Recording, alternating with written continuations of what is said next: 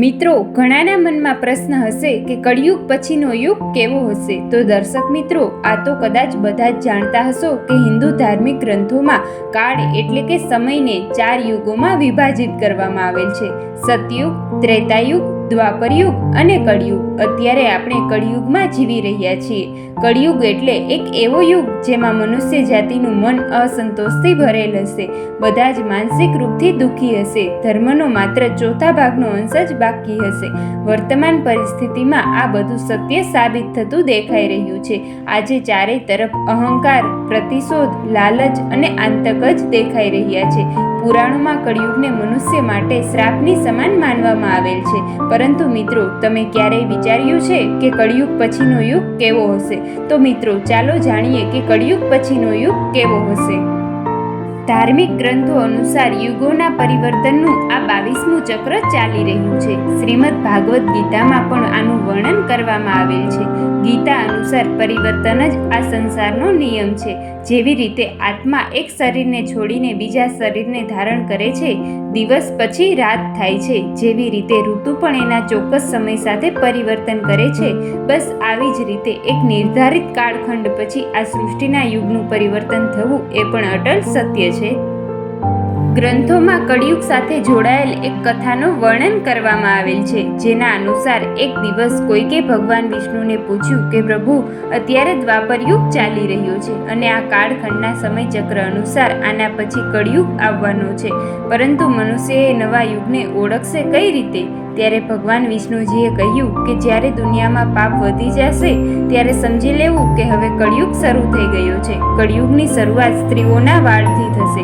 અત્યારે જે વાળને સ્ત્રીનું આભૂષણ માનવામાં આવે છે, એ જ વાળને કળિયુગની સ્ત્રીઓ કાપવાના શરૂ કરી દેશે અને ત્યાર પછી બધા જ સ્ત્રી પુરુષો સુંદર દેખાવા માટે પોતાના વાળને રંગવાનું શરૂ કરી દેશે અને પછી કળિયુગમાં કોઈના વાળ લાંબા અને કાળા જોવા મળશે નહીં.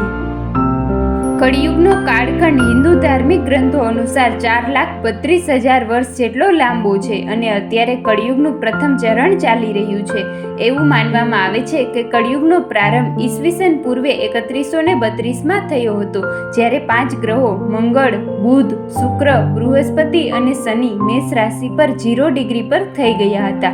આનો અર્થ એ થયો કે કળિયુગના અત્યારે 5000 વર્ષ થઈ ચૂક્યા છે અને હજુ પણ 4.25 લાખ વર્ષ બાકી છે. પરંતુ કળિયુગનો અંત કેવો હશે, જેનું વર્ણન આપણને બ્રહ્મપુરાણમાં જોવા મળે છે. બ્રહ્મપુરાણ અનુસાર કળિયુગના અંતમાં મનુષ્યની ઉંમર 12 વર્ષ જેટલી ટૂંકી થઈ જશે અને આ દરમિયાન લોકોમાં દ્વેષ અને દુર્ભાવના વધશે. કળિયુગની ઉંમર જેમ જેમ વધતી જશે એમ એમ નદીઓ સુકાતી જશે.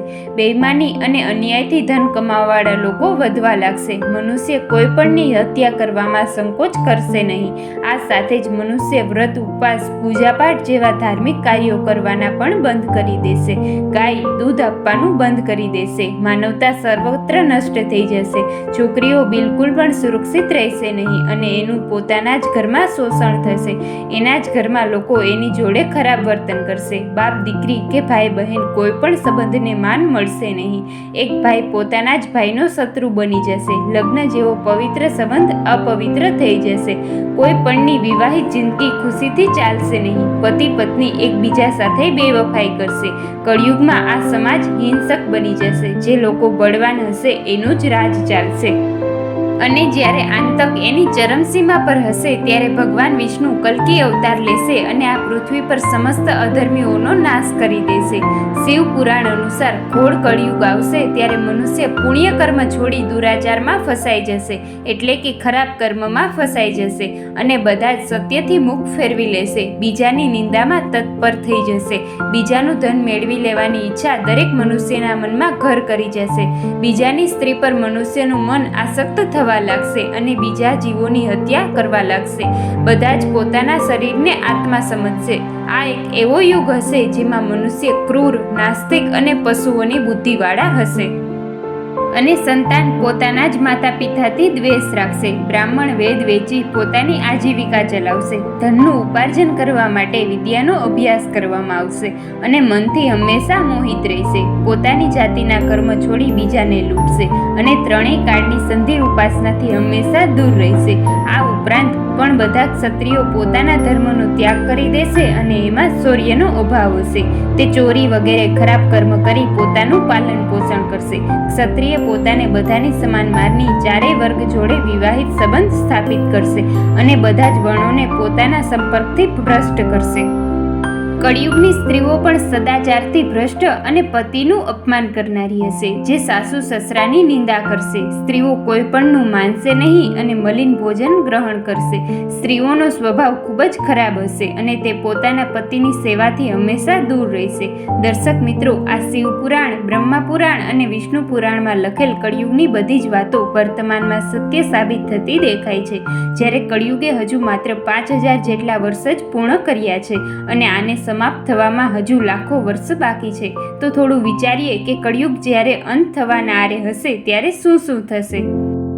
આ ઉપરાંત ભગવાન શ્રી કૃષ્ણ બતાવે છે કે કળિયુગનો અંત કેવી રીતે થશે, જેનું વર્ણન મહાભારતના ગ્રંથમાં કરવામાં આવેલ છે. ભગવાન શ્રી કૃષ્ણ અનુસાર મોટા મોટા ભયંકર યુદ્ધો થશે. ખૂબ જ વરસાદ અને પ્રચંડ વાવાઝોડું અને ખૂબ જ ગરમી પડશે. લોકો ખેતી છોડી દેશે અને કપડાં પણ ચોરી લેશે. પાણી પીવાનો સામાન અને અનાજ પણ ચોરી લેશે. ચોર પોતાના જ જેવા લોકોની સંપત્તિ ચોરવા લાગશે. હત્યારોની પણ હત્યા થવા લાગશે. ચોરોથી જ ચોરોનો નાશ થઈ જવાના કારણે જનતાનું કલ્યાણ થશે. કળિયુગના અંતના સમયે મનુષ્યની ઉંમર વધુમાં વધુ 12 વર્ષની હશે. લોકો દુર્બળ, લોભ, ક્રોધ અને વૃદ્ધતાના કારણે દુઃખથી પીડાતા હશે. એ સમયે રોગોના કારણે ઇન્દ્રિયો પણ ક્ષીણ થઈ જશે. ત્યાર પછી ભગવાન શ્રી કૃષ્ણ આગળ કહે છે કે કળિયુગમાં પાપ જ્યારે ચરમસીમા પર પહોંચી જશે અને પૃથ્વી લોકમાં ધર્મ સમાપ્ત થવા લાગશે, ત્યારે હું કલ્કી રૂપમાં અવતરિત થઈને આ ધરતીને પાપોથી મુક્તિ અપાવીશ અને ત્યાર પછી જે નવો યુગ આવશે, જેને સતયુગ કહેવામાં આવશે, અર્થાત સૃષ્ટિ યુગ પરિવર્તનનું 22મું ચક્ર પૂર્ણ કરીને 23મા ચક્રમાં પ્રવેશ કરશે અને ફરીથી નવા યુગની શરૂઆત થશે, જે સતયુગના નામથી ઓળખવામાં આવશે. તો મિત્રો, હવે ઘણાના મનમાં પ્રશ્ન હશે કે હવે કેવો હશે સતયુગ. તો દોસ્તો, સતયુગની ઉંમર 17,28,000 વર્ષ હશે. આ યુગમાં મનુષ્યની ઉંમર 4,000 થી 10,000 વર્ષની હશે અને પૃથ્વી લોકમાં ફરીથી ધર્મ સ્થાપિત થશે. મનુષ્ય ભૌતિક સુખની જગ્યાએ માનસિક સુખને પ્રાધાન્ય આપશે અને મનુષ્યને એકબીજા સાથે નફરતનું કોઈ સ્થાન હશે નહીં. ચારેય બાજુ માનવતા ફરી સ્થાપિત થશે અને આ સાથે જ મનુષ્યને પરમ જ્ઞાનની પણ પ્રાપ્તિ થશે. એક વખત ફરી લોકો પૂજાપાઠ કર્મકાંડમાં વિશ્વાસ કરશે. સતયુગમાં મનુષ્ય પોતાના તપોબળ વડે ભગવાન જોડે વાતો કરી શકશે. આ યુગમાં લોકોને પોતાના શરીર પર પૂર્ણ નિયંત્રણ હશે. આત્માનું પરમાત્માના મિલનથી બધા જ સુખી હશે અને આ સાથે સતયુગને સુવર્ણ યુગ પણ કહેવામાં આવશે. પરંતુ દર્શક મિત્રો, સતયુગ આવવાને હજુ ઘણો સમય બાકી છે. તો ચાલો આપણે કળિયુગમાં જ પોતાના કર્મ વડે સતયુગની જેમ જીવીને સત્કાર્યો કરીએ, કારણ કે ગ્રંથોમાં પણ એ વાતનું વર્ણન જોવા મળે છે કે આ યુગમાં જે લોકો ધર્મ અને કર્મમાં વિશ્વાસ કરશે તેને સતયુગની જેમ જ સુખની પ્રાપ્તિ થશે. તો દર્શક મિત્રો, અમારો આ વિડીયો વધુને વધુ લોકોને શેર કરો અને ચાલો એક શરૂઆત કરીએ સારા કાર્યની. તો મિત્રો, તમારું મારી વાત પર શું ઓપિનિયન છે એ કમેન્ટમાં જણાવો અને મિત્રો, આવા જ અવનવા અને ધાર્મિક વિડીયો જોવા માટે અમારી ચેનલને સબસ્ક્રાઇબ જરૂરથી કરી લેવી. ધન્યવાદ.